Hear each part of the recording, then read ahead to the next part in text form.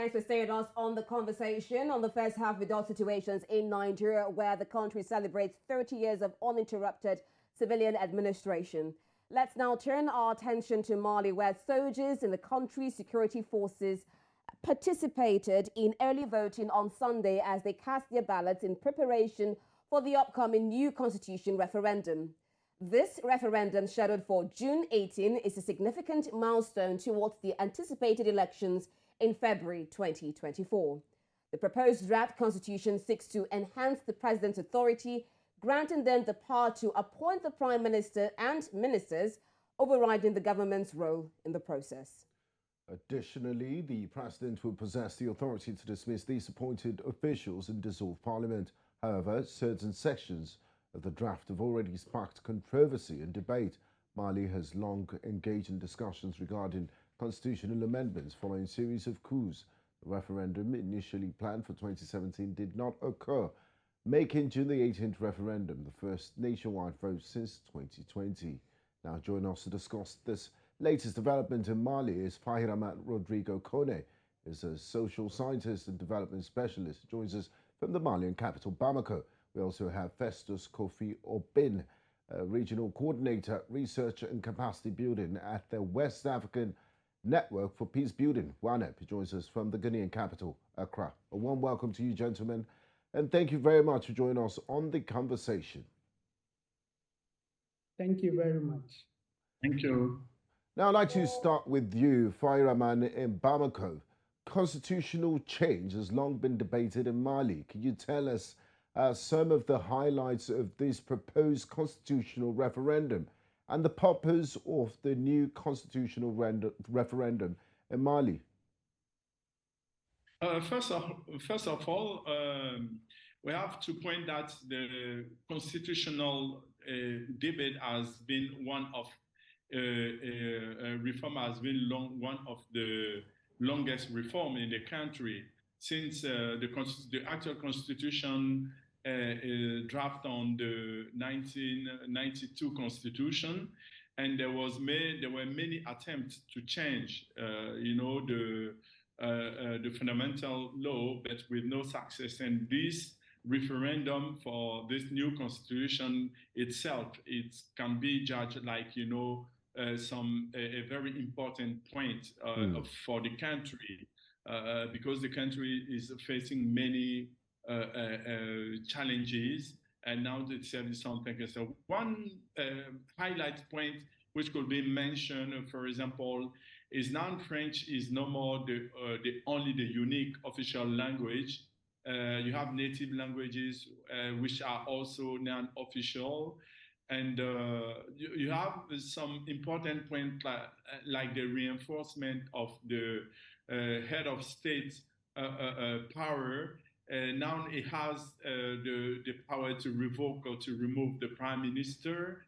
You have some changes, important changes, like the recognition of local and traditional authorities, and many other changes. This constitution tried to put in light some main important reform.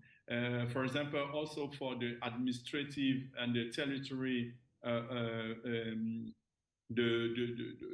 the township and also the local governors, there is a kind of little autonomy that the constitution gives to those elected or designed authorities. All right, thank you so much, Fahiramat. Now, judging from the importance of this constitutional referendum that, Mali has for a long time that the government had earlier missed a previous deadline of March 19. We were expecting that, but unfortunately that did not happen, and we're seeing situations leading to June 18. So can you tell us some of the issues, Festus, this question is to you, some of the issues that led to this, why the deadline of March 19 did not work, and of course what also led to June 18 for the constitutional referendum? Well, thank you so much, Fahiramat. I would like Festus to quickly have his thoughts on this. Thank you very much, and good evening to your viewers. Yes, I think that it's important to look at the context of Mali with regards to this constitutional referendum process. Mali is currently, I mean, a lot of places are facing a lot of multifaceted security challenges, and it's important that the necessary measures are put in place to ensure that the referendum runs smoothly without any challenges or any problems. And so if you look at what the interim government gave as the excuse for postponing the referendum, there were basically issues that has to do with arrangements for the successful conduct of this referendum, regarding deployment of the election management bodies representatives across the country to ensure that the process runs smoothly, ensuring the security of the referendum, and also making sure that all the necessary logistics details are provided for this referendum to be held successfully. So basically, the major reason was the fact that we didn't have a lot of arrangements made for this referendum to be carried out. And if you also look at the series of events, you also realize that the referendum was not handed over to the interim president and also the coup leader, Colonel Goita, in time for the necessary process to be done for this referendum to be held.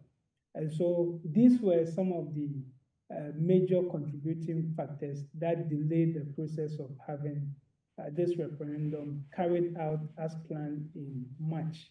Okay. Thank you very much, Festus. Now, Fireman, have those issues, the logistical challenges that Festus raised, have they been solved? And also, elections are due in February 2024 to restore a civilian government in Bamako. How key is this constitutional referendum to the proposed elections, and how much of a difference has Colonel Assimi Goita made in stabilizing Mali? Is the environment, the socio-political and security environment, ripe enough by 2024? I know it's still on, it's not such a long time away, it's in 6-7 months, for elections to be held.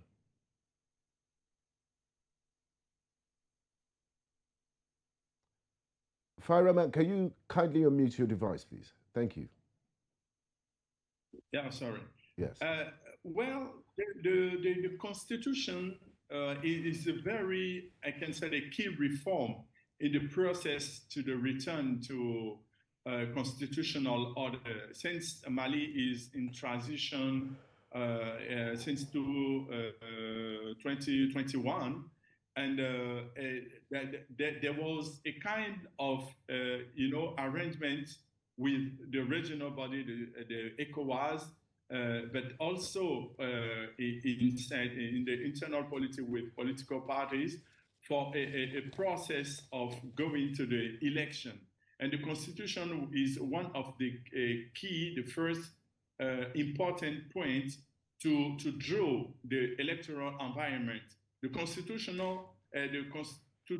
has the main fundamental principle for electoral, the eligibility, also the designing of the electoral areas, and many stuff links to the electoral. So this step is a very important step regarding the election, but also regarding all the problems of the country.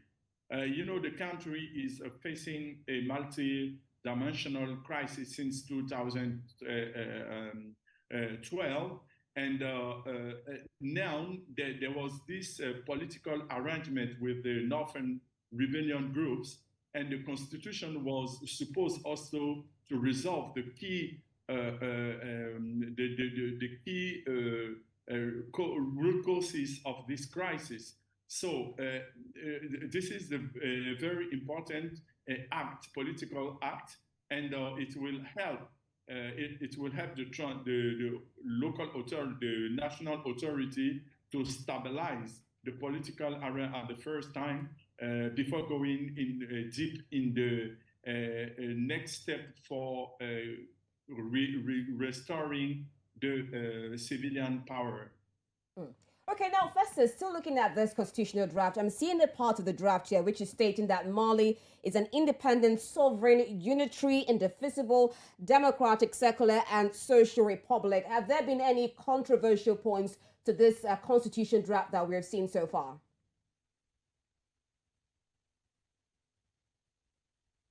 Festus, can you hear me? Hello. Hello, did you get the question? Yeah. Yes. All right, yes. go on. Yes. So I think that some sections of the Malian population have raised concerns about the use of the word secularism in the proposed constitution, especially from the Muslim community who oppose the use of that word secularism because for some of them, they feel that Mali is a Muslim majority country, and they would prefer the use of particular terms either than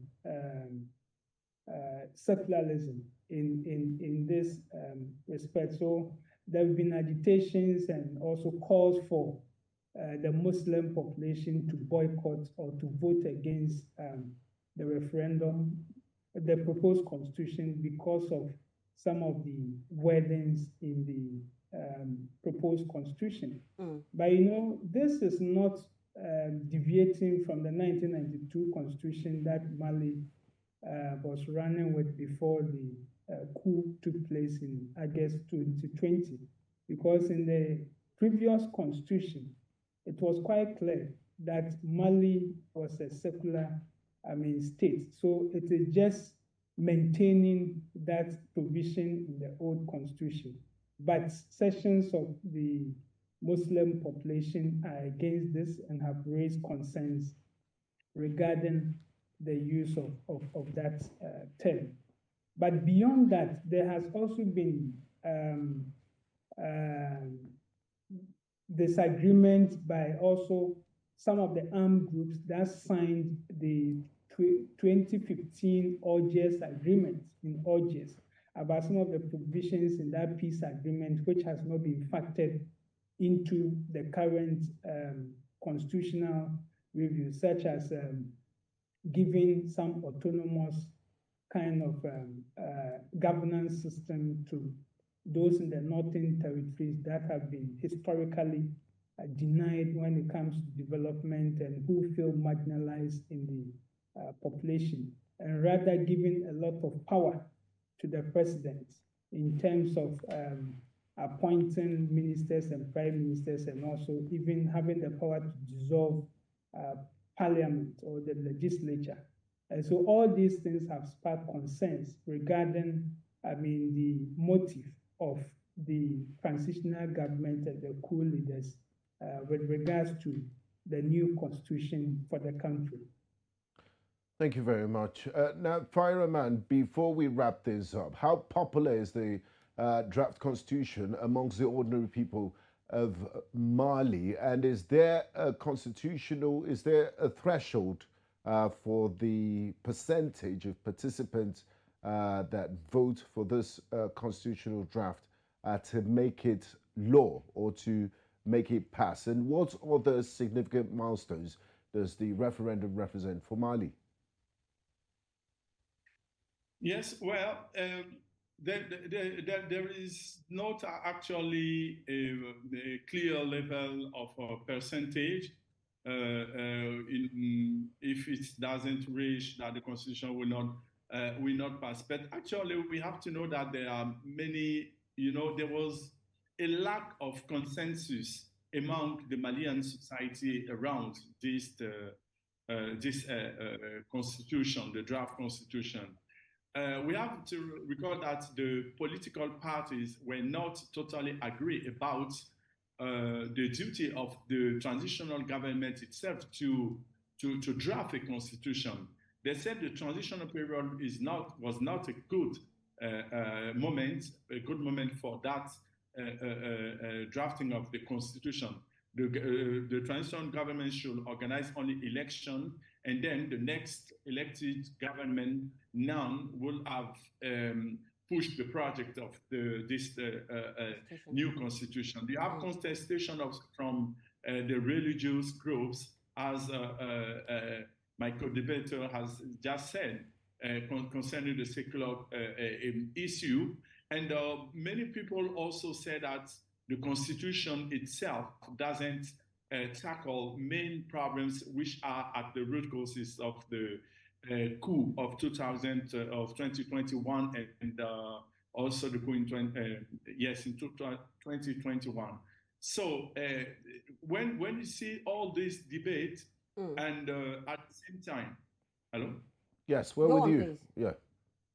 Yes, this is just an indication that the rate of participation is in question. We want to know how yes, the transitional authorities are very popular in the urban states, but we don't know the weight in also rural areas. So there's a kind of many challenges of how this constitution will be adopted or not. So it is very now, I can say early, to have a definitive opinion about how the things will go on.